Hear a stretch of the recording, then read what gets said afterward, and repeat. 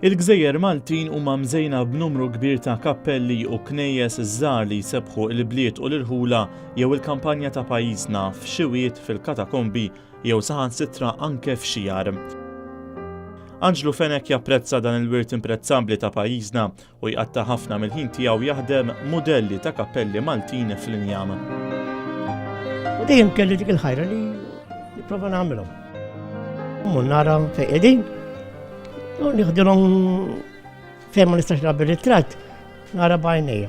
Ġienu qed nilappu nagħmilhom. Il-plywood minnhom u bsaten u tħażżes u ta' bl-arkett. L-interess huwa kbir fihom għax meta daħħalthom raħ ġdid. Kulħadd interessah kif għamilthom, ma għamilthomx u daw.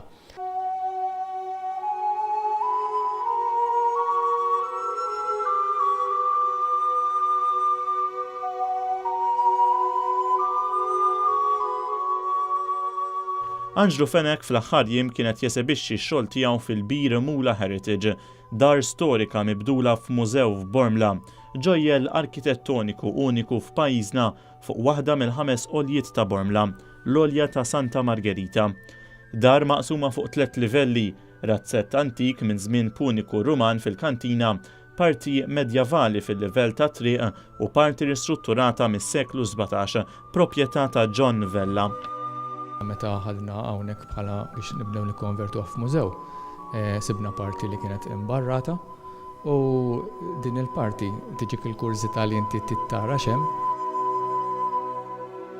Aħna il-kollezzjoni tagħna ma taqafx sintendi ma' affarijiet ta' fuq ħarbis, imma tmur ukoll fuq dak l-affarijiet li huma juru l-istorja soċjali kemm imbeda u kemm riċenti tal-poplu mod speċjali ta' Bormla.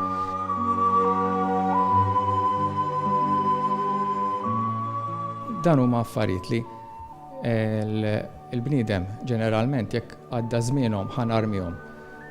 Aħna hawnhekk ġifieri l-appell tagħna huwa isma' jekk oġġett mhuwiex ta' valur illum ma jfissirx li għada mhuwiex ta' valur.